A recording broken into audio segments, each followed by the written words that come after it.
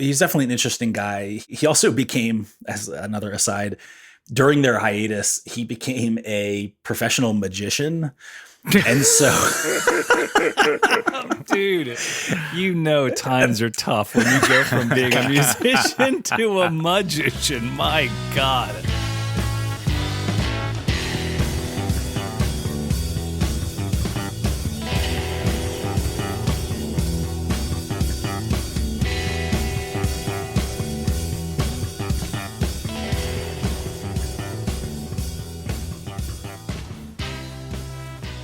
hello and welcome to another episode of 1001 Album Complaints, the show where longtime friends and musicians break down a classic album from the list of 1001 albums you must hear before you die.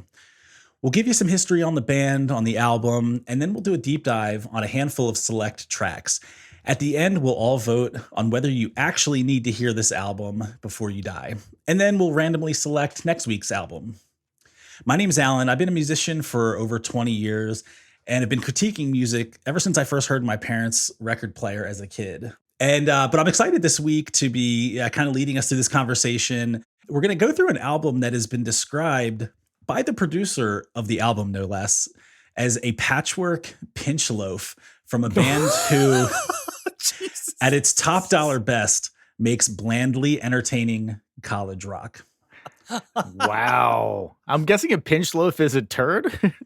Pinch loaf is a turd for any of our non-Americans, or it means feces. So I think we're off to a great start here. The album, of course, is called Surfer Rosa by a band called Pixies. Now, I want to just get this out of the way at the outset, at the risk of being called out by Tom, probably. Their records, all their collateral shows them just as Pixies, right? Just the plural Pixies. But a lot of people seem to call them the Pixies. Even in interviews, they refer to themselves as the Pixies. So I'm just going to say the Pixies. Whether it's right or wrong, I want to put that caveat out there right now. You're telling me this band doesn't have consistency? They seem like they're just so tight and like everything. Well, they say so practiced. Really loud and then Pixies really quiet. Oh, of course. If you haven't heard this album before, don't worry about it. We'll give you a taste of a few tracks and kind of get you up to speed on everything you need to know about this album. But without further ado, let's jump right in and get to some music with a sample from the opening track, which is called Bone Machine.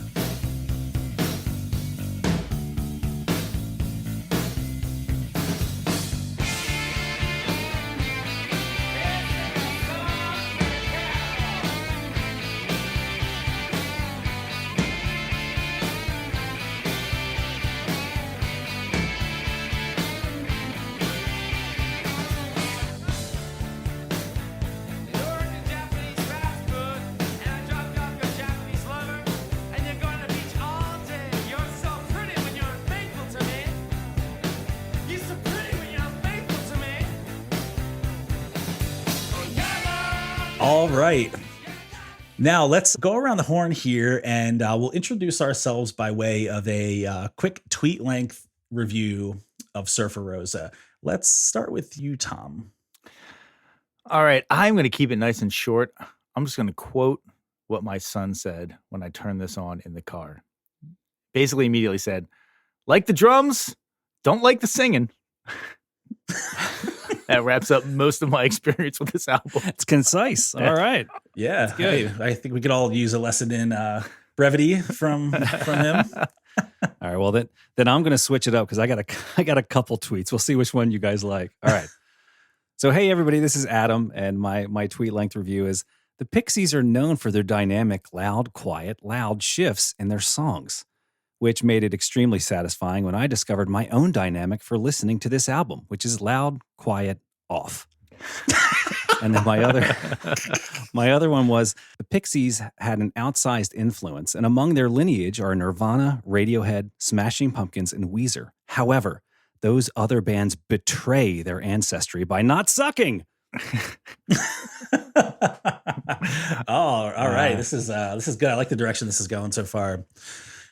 not for the Pixies, of course, but for discourse in general. So my tweet length review is: do you remember when you were a kid and there was something that you didn't like? You know, maybe it was a movie or a sports team or whatever, but then you find out the next day that like all your friends like it, and you immediately change your mind and pretend you liked it the whole time.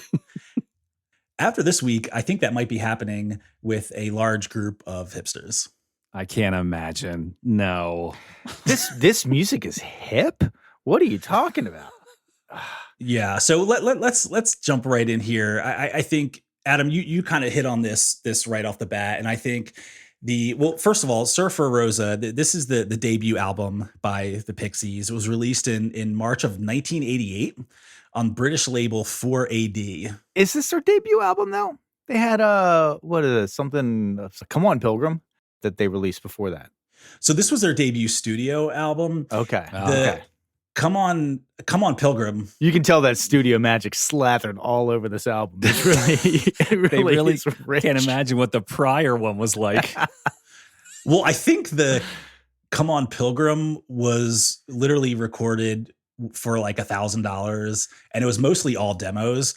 And so I think the hardcore fans are into that. And I think there actually might have been a release later on that combined, it was like a double release of Surfer Rosa and Come On Pilgrim as a bunch of bonus tracks. But I think for all intents and purposes, this is considered their, studio debut, right? I mean, you could describe this album as mostly all demos too.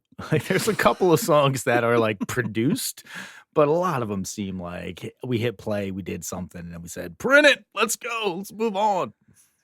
Yeah, I think that definitely was happening with this album as well. Just get it out the door. Well, just get it out the door. But I also think the band themselves, their vibe is very, there's a little bit of that punk influence. There's a little bit of the surf, a little bit of the garage. Basically, and I'll say this too right off the bat, there is some stuff I like on this album. There's a lot that I don't like. I will give them props, though, in that they play as if they don't give a fuck if anyone likes it or if anyone thinks it's good or not. And I can respect that. Okay, I agree with that. But my note on here is that this album is so painfully aware of its own hipness that it gets in the way of my enjoyment of it. And I think that they were writing that kind of, or they were having that kind of attitude toward music that I particularly don't like, which is like, oh, what you like good playing and melodies and stuff? Square, man, we're like on the edge. We're like so far out there. And I'm like, yeah, I do like good melodies. I do like good playing. I think you should get good at your fucking instruments. The fact that this band has a dedicated lead guitar player is mind-blowing to me. These solos are atrocious. I really don't understand how you could be you could self-describe as the lead guitar player for a band and have no concept of key, have no concept of modes, no concept of really anything melodically pleasing. And I guess that's what they were going for, but it's not my cup of tea. Now, just because it's not my cup of tea doesn't make it not an important album, but I did not enjoy listening to this album for the most part.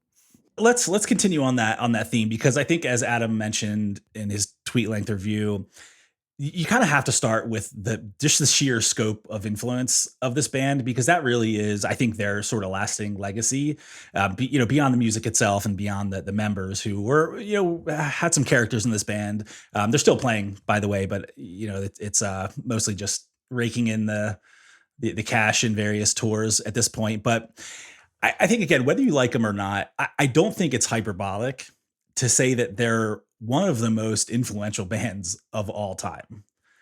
Like, let that sink in for a second. That is, I did. Yeah, man. Like, as I had a bunch of notes this week that as much as I hated this week, I kind of knew where I was going to wind up going, because there are aspects that I was like, oh, this is all the stuff I loved in the 90s.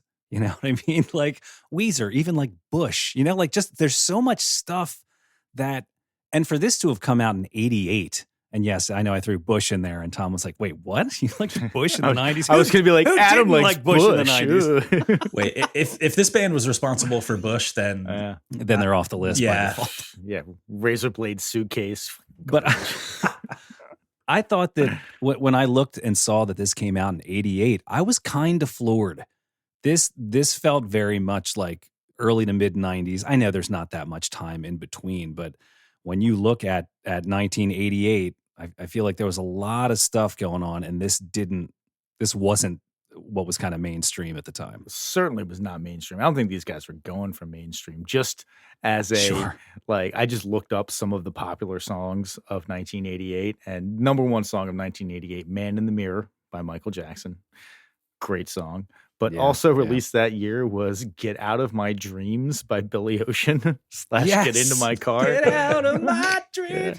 And then a song that I actually think is kind of a banger, and it's that song "Electric Blue" by Ice House. You guys familiar with that song? I'm sure Not by I'm sure I've name, heard but it. It's like I just freeze every time you see.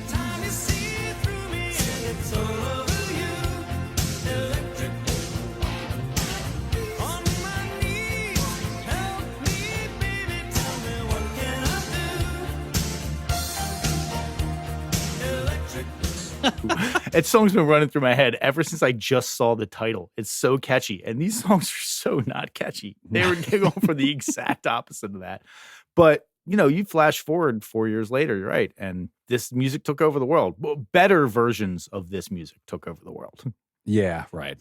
Yeah, I think that's fair. And just to go back to some of these names real quick that Adam mentioned, I have a few more, but I was sort of aware of them being this cult favorite. I knew a few of their songs. I hadn't really heard this album in its entirety. I had heard a few of the kind of marquee tracks off this album, but I was sort of surprised at how influential they were. I mean, you mentioned Nirvana, Radiohead, Smashing Pumpkins, even bands like Arcade Fire, Pavement, Alice in Chains. Like, I mean, that's a who's who of alternative rock.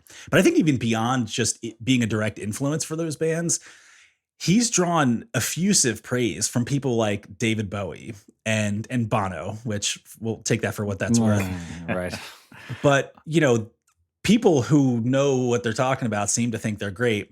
And, the influence wasn't just like, yeah, we liked the Pixies or we listened to them. Like, bands were literally trying to copy their sound. And just to bear that out, here's a direct quote from Kurt Cobain about the song "Smells Like Teen Spirit."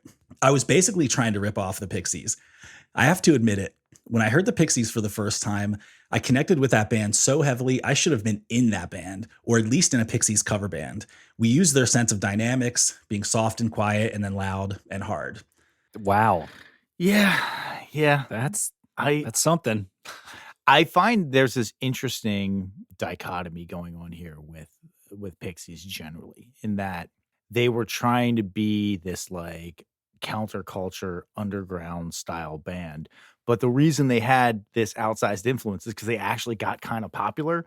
And so they like, you look at other bands of the ilk that were coming out at the time, like a band like Butthole Surfers that was around at the time, or like Dead Milkmen, were kind of doing sort of similar stuff, but they just never got as popular as Pixies did. And so now it's like they had this influence because they were this new underground sound. But because the only reason they had that influence because they actually raised out of the underground and got kind of mainstream and popular, Right. Yeah. Yeah, that's a fair point. And I think, to be fair, like, they really didn't sound like much else at the time. You had, Guns N' Roses' Appetite for Destruction came out right around this time. It came out in 87, but it was getting a lot of traction in 1988. You also had, college rock bands like REM that were starting to kind of come up through the underground. Yeah. And the Pixies, I think, were a little bit of each of those, where, a lot of noise, but a lot of, sort of some pop sensibility sprinkled in. But I think they were the right band at the right time. And interestingly enough, just to give a little history on the band. So they came together in 1986 at the University of Massachusetts at Amherst. So this guy, Joey Santiago, the virtuoso lead guitar player, he on campus meets a fella named Charles Michael Kittredge Thompson IV, who of course went under the stage name for the Pixies of Black Francis. Yeah. I'm gonna call him Charlie Thompson for the entirety of this episode, by the way. Just to stick it to him. Listen, I've known one other person in my life who was the fourth, and they were a gigantic fucking asshole. And I gotta tell you, Charlie Thompson / Black Francis seems like a gigantic fucking asshole. I don't know why, but he really did come across as an asshole. Well, we have a friend, all of us have a mutual friend who is the fifth, who maybe he like, skipped over that part of it. But nonetheless, I digress. Interestingly, so Black Francis, he has also gone under the name of Frank Black for his solo projects. And actually, so I have a Frank Black story that I think is pretty funny. So I don't know if I've told this on the podcast or not before, but when I used to live in Eugene, I worked at this restaurant, and there was this guy that would come in all the time, this big, heavy set guy with bald and glasses. And one day he comes in and he orders, and he goes and sits down, and a line cook comes up to me and he gives me his phone number on a piece of paper, and he goes, "Hey, can you go give my phone number to that guy over there?" And I was like, "Why?" He's like, "Just wow, wow." No, even better. So he goes, just, if he ever needs a drummer, just so that he has my contact information." So this guy was a drummer who I played a little bit with. So I walk over to the guy. I didn't recognize him. I hand him a piece of paper with this guy's phone number on it. And I go, "Hey, one of my coworkers wanted me to give you this. He said, if you ever need a drummer." And he just looks at me like, "All right, whatever, fuck off." I go back. I go, "Who was that?" And he's like, "That's Frank Black." Shut up. And I'm like, "You gave me your phone number, some line cook, to play drums for like this famous musician?" So nonetheless, like I kind of knew the band, but I didn't know what he looked like. His kids fucking trashed the place every time they came in. But he was a pretty nice guy. Anyway, so that's my Frank Black story. Nice. I don't know what it is about the lyrics on this album that kind of bothered me a little bit. For some reason, he didn't come off well. And I know we'll probably get into like the band's ultimate demise and then before their reformation later, but he does sound like he was kind of a dick, and the other people in the band sort of didn't like him very much. He is a presence. So he was and still is, I mean, the primary songwriter, primary creative control, everything really runs through him. But I did get the sense that he was kind of a dick. In my limited interactions with him, it was really impossible to tell. But when you hear about some of the stories, I don't know if he was just like an aloof kind of guy or what, but, and I know we try not to talk about appearances, but he really like does not look like a typical frontman. Like he just has that look about him of like, man, this guy just seems like there's something like, eating at him. But he's a little schlubby. Oh yeah. I think he lost some weight recently maybe, but like back in, 2004 after they had broken up and got back together, there's a documentary about this. It's actually called Loud, Quiet, Loud. There you go. Oh, God. But at that period of time, he was huge, so I don't know what was going on there. But the story I found that led me to think maybe he's not like doesn't have the most people skills of all time was that in 92, when the band broke up for the first time, he announced that they were breaking up on BBC during an interview without telling the band first. So, oh man. And, and in the documentary, there's a few scenes where, he's, one scene he's walking, to his tour bus after a show. And there's like all these fans that are standing there, like so excited to see him. And he doesn't even look at him. Like he just puts his head down and straight up walks into the bus. Well, I got to tell you that band breakup story, there's even another level of dickishness to that. In that, let me hear it. He called the other guitar player, Santiago, but he apparently faxed to Kim Deal and to the drummer, what's his list? David Lovering. To David Lovering, yeah. He faxed them that the band was breaking up. He didn't even call them. Didn't have the decency for a phone call. What a jerk. Yeah, that's real lead singer material right there. I also read that he was very covetous of being the creative driver of the band. And Kim Deal wanted to write songs. And he was like, "I am the creative in this band. You are not the creative in this band." And so she sort of like, "Whatever, I guess I'll take a back seat." And then Kim Deal goes on and starts the Breeders, who fucking outsells Pixies entirely with their album Last Splash that goes platinum. Like, good for her. Yeah, no, she killed it, man. She's great. And honestly, she comes off as by far the most like endearing person of the band. And I, I'm kind of going just by like interviews and the documentary where I assumed that she would come off as some like stuck up kind of rock star chick. No, she's like just super down to earth, talks to all the fans and all that stuff. But what's kind of funny about that is she was the third member that was brought into the band after Frank Black and Joey Santiago had kind of got together. She wasn't even a bass player at the time though, but what happened was Francis put an ad out. This is pre-Craigslist. It was probably printed out at a record store or something. This was all the ad said. Band seeks bassist into Husker Du and Peter, Paul, and Mary. Please, no chops. Which pretty much tells you all I need to know about their sound. Like holding it. Yeah, right. We just need somebody who can stand and hold it down. I was annoyed by the hubris because he was a guitar player. Of a guitar player just showing up and being like, yeah, I can be a bass player. How hard is it? Like, come on, fuck you. But well, it fit their sound. I think she was the only one, shockingly, who responded to that post. And she was a guitar player. And I think she just liked the music. And, I think she was like, hey, if you find a place for me in this, that's great. And then she sort of picked up bass along the way. So, none of these guys, as you mentioned, are like super sophisticated players, or there's not a lot of like technical virtuosity or any of that. Like it's pretty low down. I got to say, you had mentioned Bono earlier, and if we're just doing like a research dump here, I'm going to throw in the favorite fact that I found out, which is that they were booked as the opening act on the American leg of U2's Zoo TV tour in 1992. I could not think of a worse fit.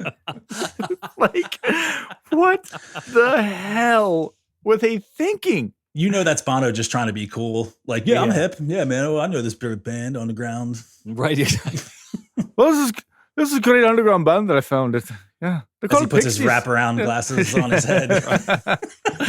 Alan, by the way, that Henry Rollins interview that you sent around where he was talking about how much he hates U2 really just it warmed my heart. It did warm my heart. I was like, yes, Henry Rollins, you go.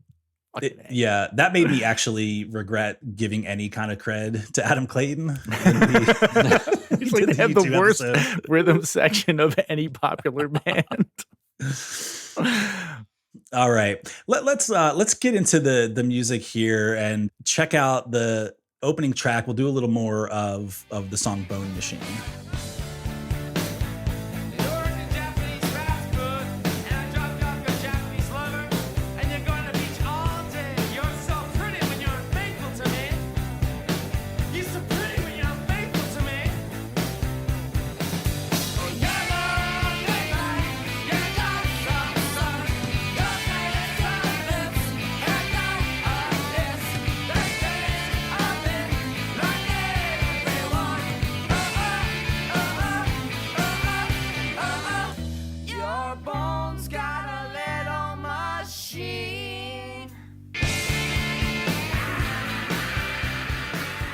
So this song for me is entirely saved by the Kim Deal vocal part of the "Your bones got a little machine." Yeah.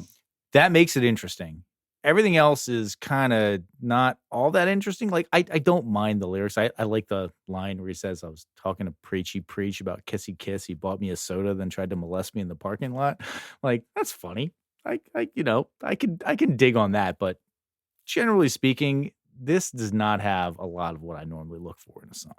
I thought that the if you want to call it that riff is, I'm going to sound so pretentious when I say it was uninspired, but like the idea that you could like base your entire song around that, it needed a bit more.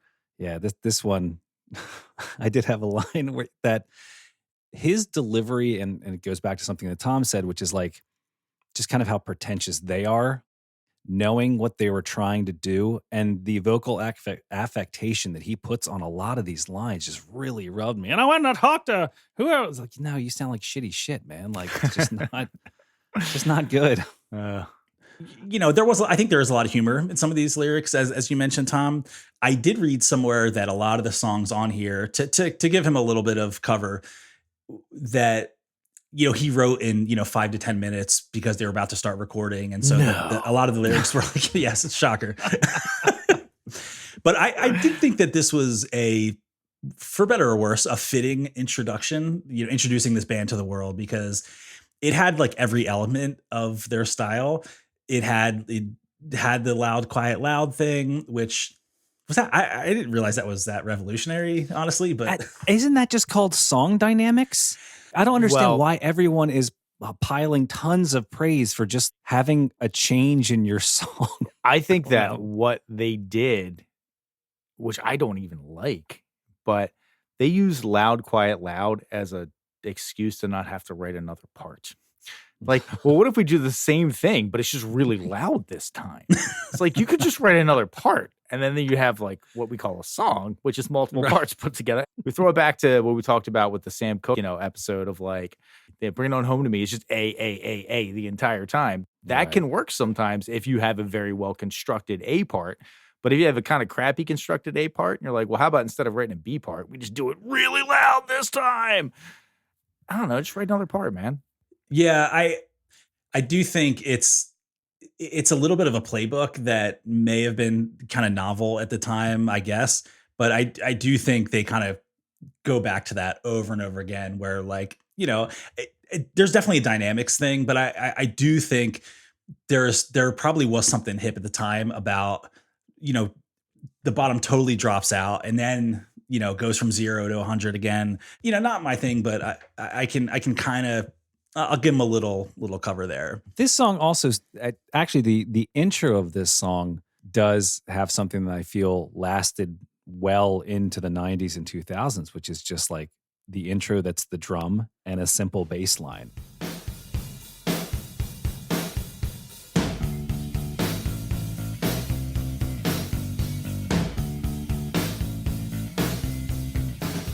How many Green Day songs start like that? How many... just a ton of 90s bands started with that style of song. Is this where this started?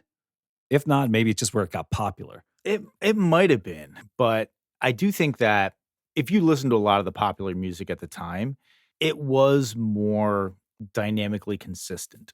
It kind of started out big and got bigger, or it sort of stayed poppy level the whole time. There wasn't these wild swings going on in that. So I could see that being revolutionary, and it does make it easy to have a wild swing if you're just like, well, we're just gonna have drums and bass, and then the drum and bass will continue to do the same thing, and we'll have a guitar come and go right. Anything else is then your dynamic. Yeah. Right.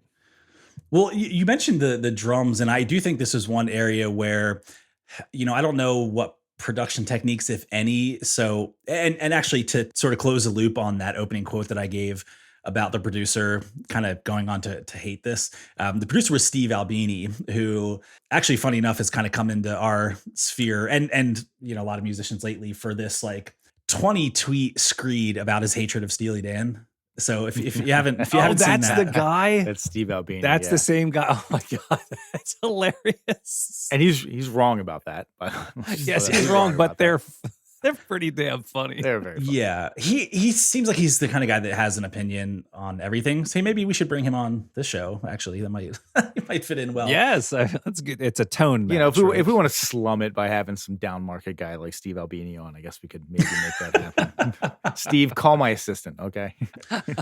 He's probably got like a crawler that's, scanning for his name being mentioned. Reference.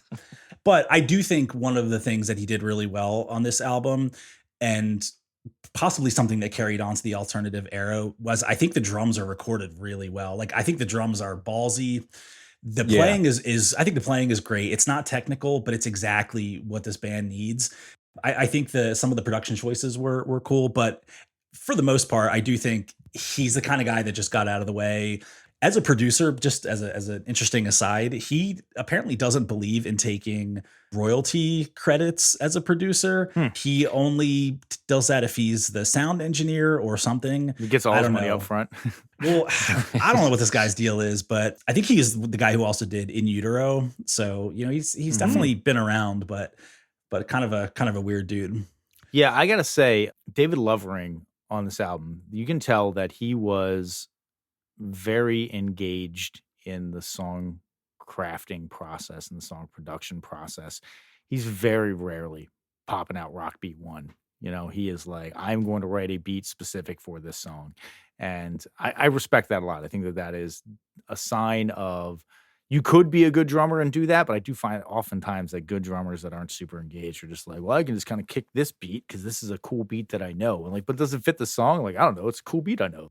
Yeah, it comes off as not pretentious either. I think that's the thing, is like he seems like a very earnest guy. And actually the way they found him was he was kind of an amateur drummer who had kind of been out of playing for a while and was kind of had a regular day job. And I guess he was a friend of Kim Deal, and she kind of pulled him back in to the band. But you know, he's definitely an interesting guy. He also became, as another aside, during their hiatus, he became a professional magician. And so Dude, you know times are tough when you go from being a musician to a magician. My God. I'm just Picturing Job. That's exactly what came to mind. The final countdown just like blaring in the background. You know, I saw something the other day. terrible mistake. It was like listing the net worth of entertainers. And David Copperfield is worth like $980 million or something like that. What? It's obscene. God. It is obscene. Dude, I would saw live people in half for half that much. Well, he's had a residency in Vegas for 40 years. So you got to imagine he's doing quite well.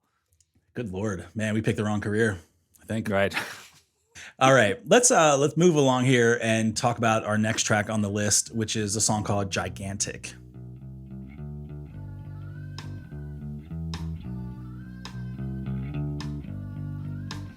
And this I know, his teeth as white as snow.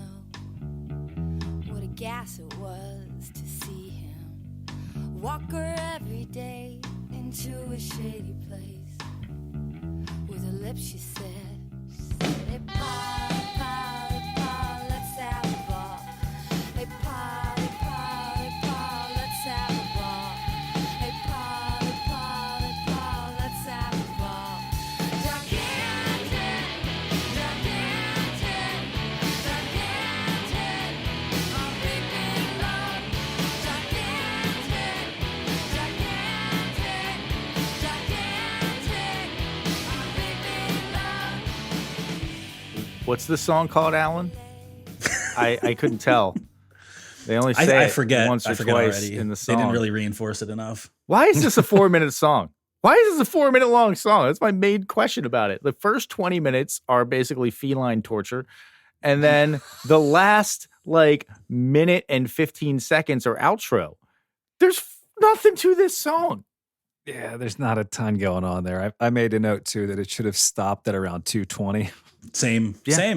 Well, Yeah. other than I do think this is a cool song. I think this is actually the only single from the album. Really? Really, yeah. And it's one of maybe one or two songs in total that Kim Deal sings lead on. So again, back to the creative control. I think she wanted to do a little bit more, but Frank Black wasn't too into that. I think her voice sounds really great on this. Like it's not pretty or sophisticated, but I think it sounds honest and cool.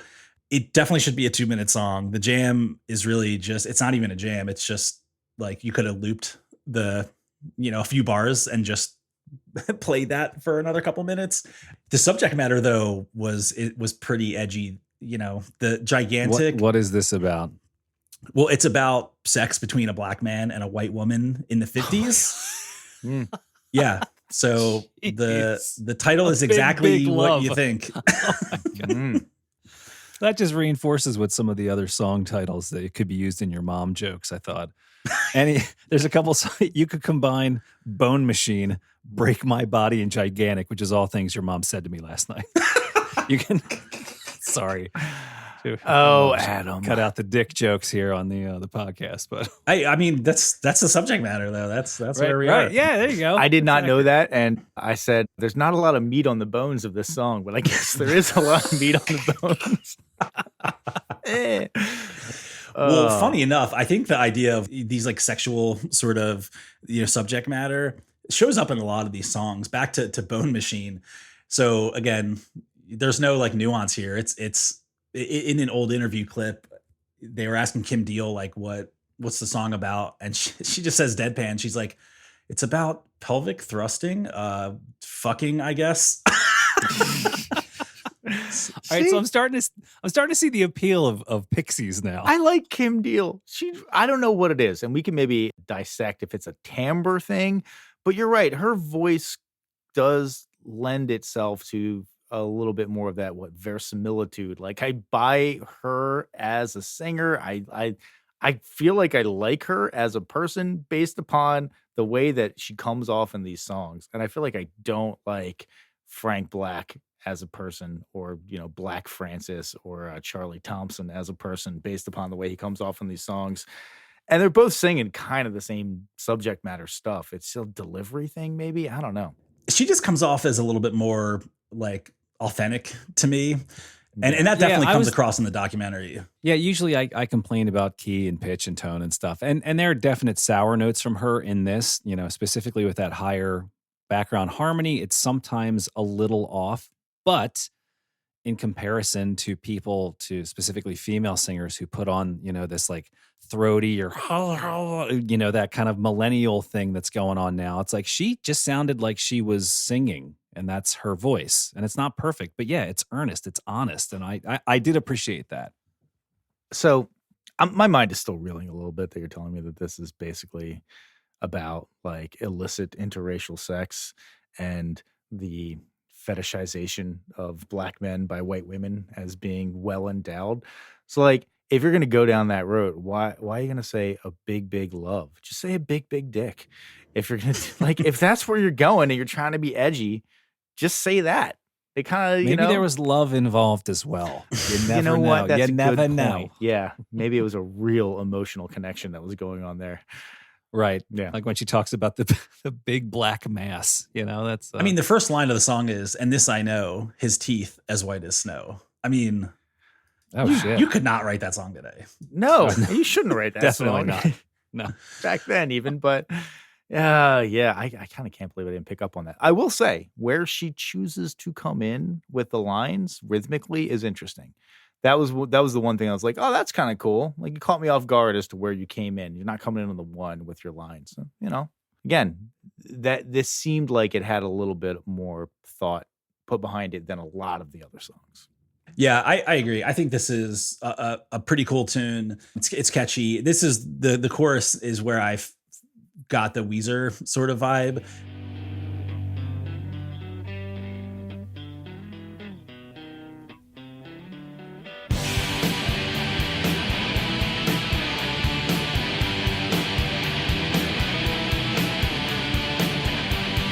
That I really wasn't getting in other places. So, and if you didn't get it the first time, they give you like 12 more opportunities to get that Weezer vibe, because they really hammer this chorus to death. They really go hard on it. Well, repetition, just gotta apparently beat that shit into the ground. It gets stuck in my head, so mission accomplished. True. Speaking of getting stuck in your head, let's go to the next track off this album called "Where Is My Mind." Stop.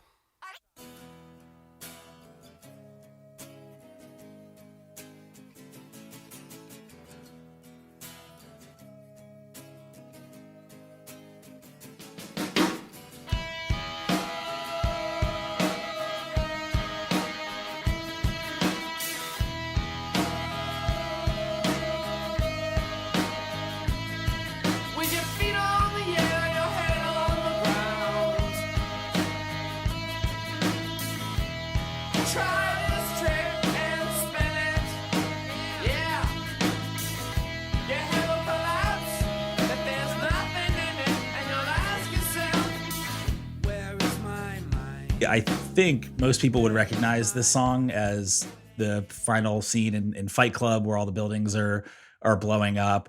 No way. I haven't seen that movie in 20 years. So yeah. When they're put it together.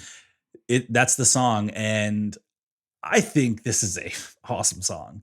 To me, this almost didn't feel like it belonged on the album. Like, it almost sounded like something else. I thought the wailing, that's Kim Deal basically screaming or not screaming, but wailing in a bathroom. That was one of the Albini specials. That's how they got the the reverb, or that, I guess, that tone.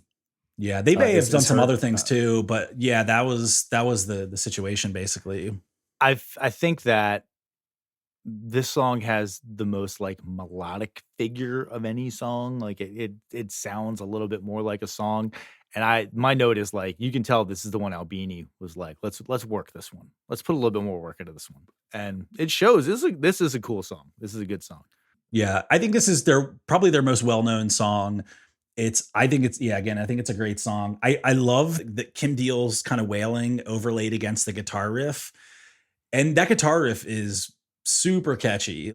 I will say this, that this was inspired from his time living in Puerto Rico to learn Spanish when he was in college, which as a lower middle class kid, just it smacks of like spoiled rich kid who's just like, I'm gonna go live in Puerto Rico for 6 months so I can learn Spanish. Like you could learn Spanish in Boston. They teach it at the school that you go to.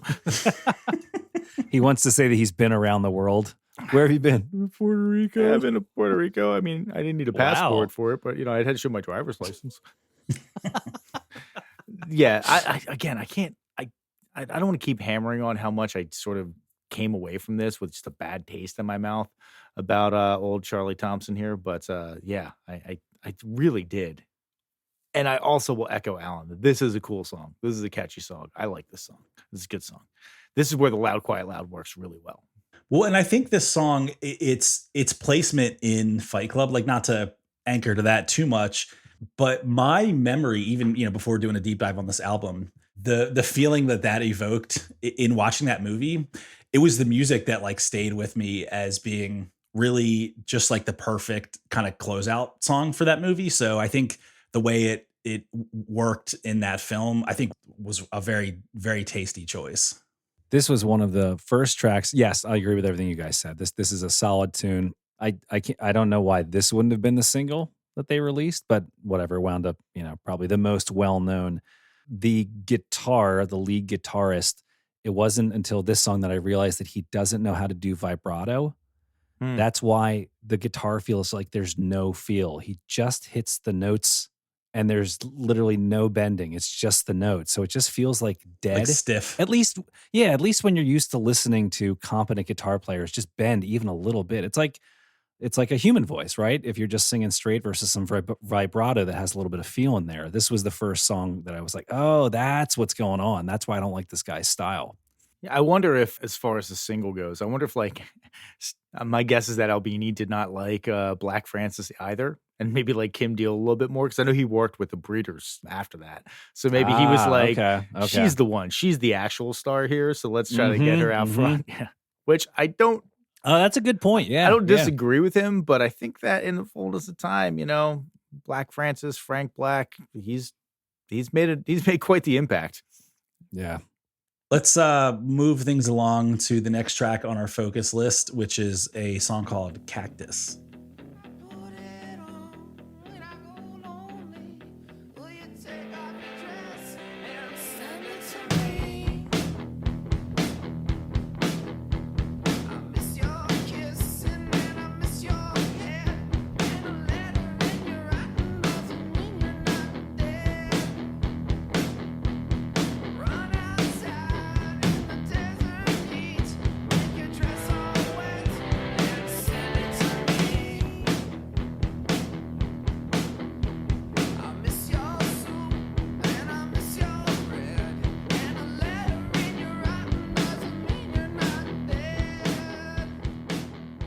All right, sorry, I'm just gonna like preempt everyone. This song fucking sucks. What are you talking about? It's the best song on the album. Did you know that David Bowie recorded a version of this for an album that he released in 2002? Are you fucking kidding me? I don't even really. Having not heard it, I guarantee you it's better. It can't be worse. It cannot be worse. Okay, so this is super horny dude, right? He's like, I just basically want to jerk off on your soiled clothes, right? Go out, get your dress, run out in the desert with your dress on, and then send it to me. Like, David Bowie doesn't ever need to do that because David Bowie's the sexiest person who's ever lived. He doesn't need to be a horny lech like this. People would be like, they're just sending him unsolicited their worn underwear and stuff like that. I thought this was the first 12 seconds, I was like, oh, they covering a T-Rex song? Oh, no, wait, they're way worse than T-Rex. This is terrible. When they do the when they spell out the Pixies. Oh my God, that was the worst moment on the whole album.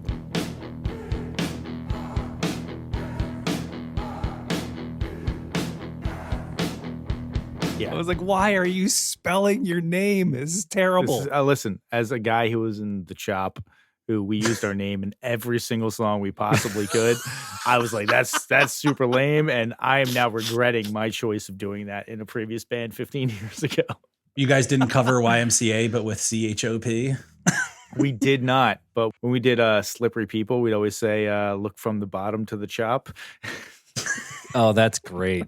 By the way, if you're looking for some music from the Chop, they're available on all major not podcasting, but streaming platforms. Just look for the Chop. That's right. Look for Ghost Beef, baby. Yes.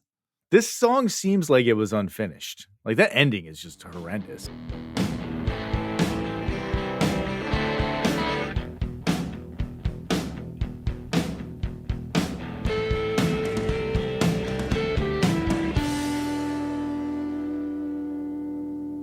It's nothing. It's like I remember listening to it and I was like, wait, the track's over already? Like I thought, what is happening?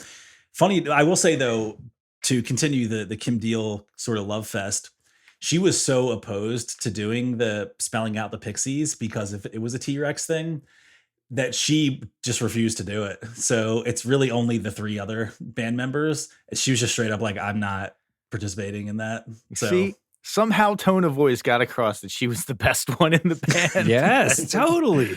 Good on her. Right near the end at the 145 mark, the delivery of the last two lines where he just like, sitting here.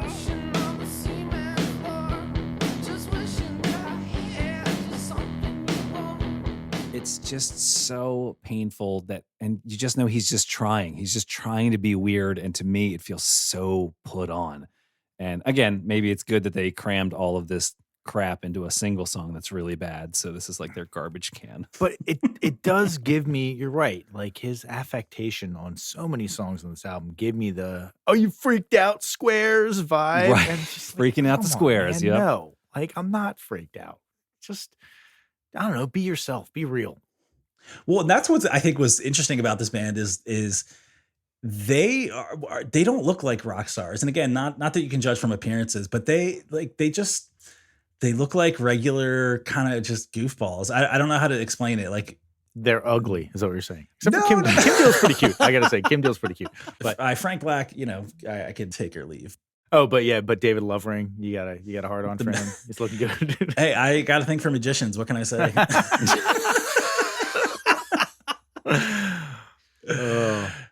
Let's move to the final track on our list today, which is a track called Brick is Red.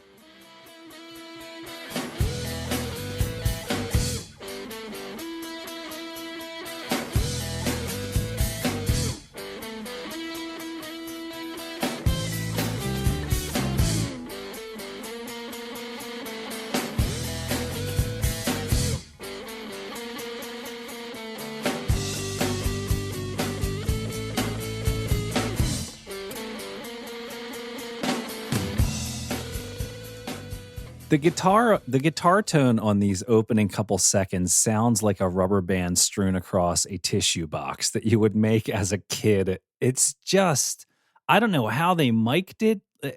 It almost doesn't sound like a guitar. It bothered me. This is the track where my first note is they have a dedicated lead guitar player. Like, it's so terrible. It's so terrible. I actually like the guitar riff. I'm not saying I like it all, like throughout, but I think that intro riff is pretty hip personally. The intro riff is not what I'm talking about. There's a guitar solo in the song. Oh, yeah. Correct me if I'm wrong. It's just Bush League, playtime, kitty shit. Like, it's terrible.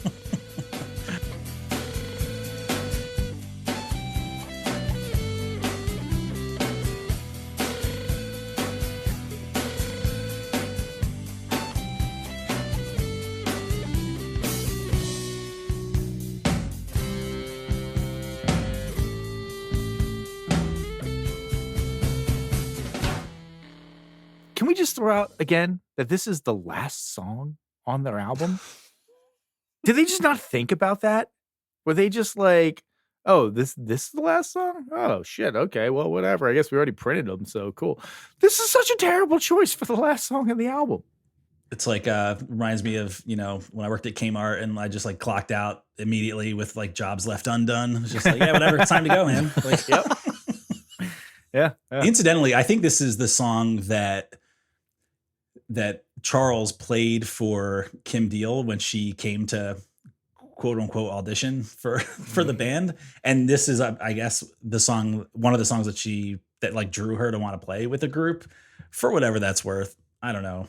I think it's got a few cool parts, a few components, but it doesn't hang together. It's interesting that I don't hate this song, even though it's performed really poorly, but I think the structure is there, right? So I just imagine a world where a competent band played this and how much better it would be. But yeah, I didn't actually hate this song. Yeah, what are you, I a think square, Adam? You like good players who make songs sound like good pleasant? music. Come on. You loser. No, but yeah, I thought the chord pattern, where it went was engaging enough that I actually, listened to the whole thing. Might as well just be listening to Ice House, Adam. Come on.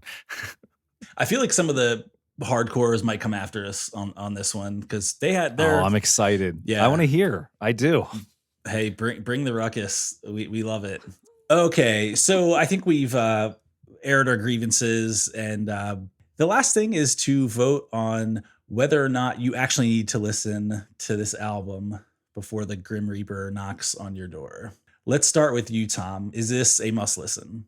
Yeah, it is. Absolutely.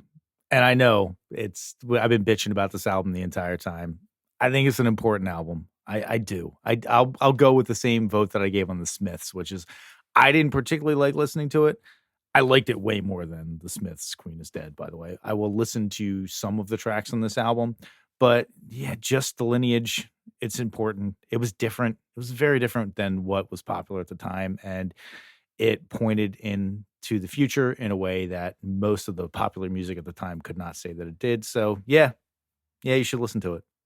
And then complain about it. Of course. It's the key ingredient. That's what we do here. All right, Adam, what say you? Yeah, so this is Adam. This album I think came out 10 months before the Fine Young Cannibals. She drives me crazy. Right? So thank you. This juxtaposed to that, I think right there is kind of your in for this list. But I as much as I dislike this week, I'm falling in with Tom. It's like I can just see so many of the bands I loved as a teenager and even into my 20s. Like you can tie a direct line to this garage sound, and these guys were 10 years early on that wave of music. So yeah, you got to listen to this. I'm going to agree. I think it's a pretty solid yes for me. And, much to Tom's point, I think we spent a lot of time on the things that weren't so palatable, but at the same time, they were just forerunners to so much music that we grew up on. And I think to ignore this, it's sort of like when you go back to like old school basketball and you see these players that in retrospect seem kind of crude and unathletic, but they paved the way for the Michael Jordans of the world. And so I think with that said, like it is an important piece of musical education, and there are some things that I like about it. There are a few tracks that I definitely will keep on the playlist. Even if it is a bit of a uneven album musically, I would say it's a yes. I need you guys to help me out here. But what was the song? Started with a bass from the 90s, and it was like, sitting around the house. You're talking about Better Than Ezra. Good. Better Than Ezra. Yes. So every time on this album, when there was like that, just an intro, my brain immediately went to Better Than Ezra. So there's another one. I will another say, band in the lineage. Pixies are better than Ezra. Definitely better than Ezra. But not their follow up. I remember running through the wet grass, falling a step behind. Desperately wanting. Yeah. Was that it? I'm pretty sure it was called Desperately Wanting. Yeah. Yeah. Oh yeah, don't act like you don't know. It does. Oh, I think here's the entire second verse. Let me bust out my signed LP over here. You weren't rocking out to Y100. Yes. I will freely admit, I know I was a begrudging yes, but like some of these songs are stuck in my head and will make it to playlists of mine. So I can't hate too much. A true honor. Absolutely. Put another trophy on the case. Pixies, you did it. You're in. They also have another album. Their second album was called Doolittle, which did make the list, which is much poppier and much more, I see a little bit more of a line there to some of the pop. Worth checking out. I'm sure we'll get to that at some point. But yeah, there you have it, folks. Let's move on to the mailbag. I hear Tom is in possession of that today. What you got for us? All right. Thank you very much. I have stolen the mailbag from Rob, absconded with it to my home here. I do have one email. This is Carlos from Cheyenne. And he writes, great job on the Sam Cooke episode. Thank you very much, Carlos. I did lead that one. I've always loved his voice, but had never heard him perform live. So it was fun hearing you all dissect it and go through his story. You mentioned that George Gershwin was considered secular and therefore racy at the time that Sam was starting out, trying to make a crossover into gospel. An interesting tidbit I wanted to mention was that Sam's most well-known Gershwin tune was Summertime, one of the most recorded jazz standards of all time, and that Sam's first proper hit, You Send Me, was actually the B-side of this release that broke him into mainstream success. Excellent point, I didn't know he did. Yeah, I didn't know he did a version of Summertime. I'm going to have to go dig that up because I absolutely love that song. Yeah, he does a really great version of Summertime. I mean, you can already hear it in your head. It's Summertime. Yeah, it's sung by exactly. Sam Cooke. He's got one of the greatest voices of all time. Voice, Yeah. yes. Fantastic. Yeah. Thank you very much, Carlos, for writing in. We've really appreciated it. Anyone who wants to tell us what we did right, what we did wrong, why you love us, why you hate us, why you love or hate the artists that we've been covering, write us at 1001albumcomplaints@gmail.com, 1001albumcomplaints@gmail.com. Tell us where you're writing from. We always love hearing from our fans and or detractors. We read them all, take them all into our hearts and minds and souls, and they get a little blacker by the day. I can see the Pixies fans mobilizing now to brigade our inbox. Good. You know what? The last thing I want is apathy. I'll take hate over apathy. Right. So. Oh yeah, bring it. Cool. All right, so let's actually go back to Tom and get our homework assignment for this week. What are we going to be listening to? Thank you very much. We are going to bust out that Albinator. I have this switch on it. One side says quiet, one side says loud. I'm wondering which side I'm going to put it on for this particular spin. I'm sorry, Pixie switch. Pixie switch. Yes. Alrighty. So we are going to give that a spin and see what we will be listening to next week. Drum roll, please.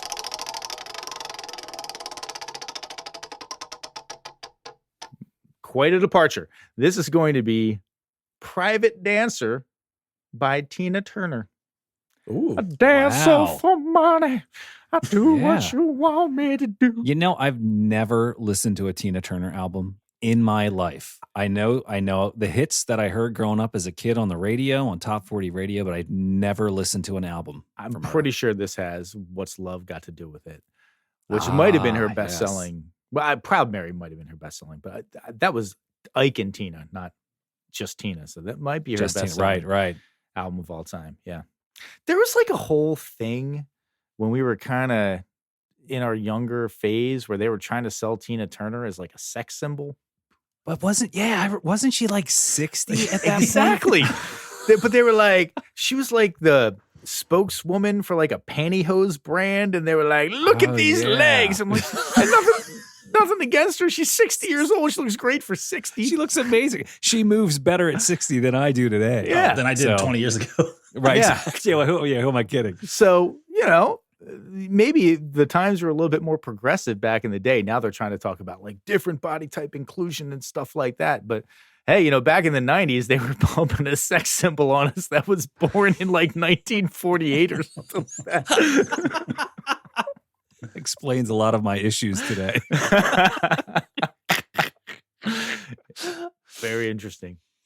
Okay. Well, sounds like we have a fun week ahead of us. Do a little bit of research and check that one out. With that, I'm Alan. I'm Tom. And I'm Adam. Boosh.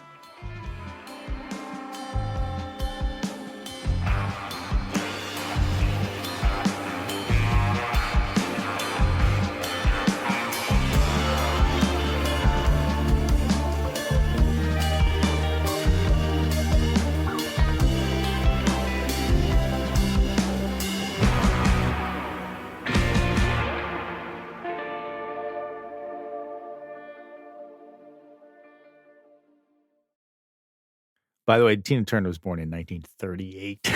Oh my They were trying to God. bump her. She was in her late 50s.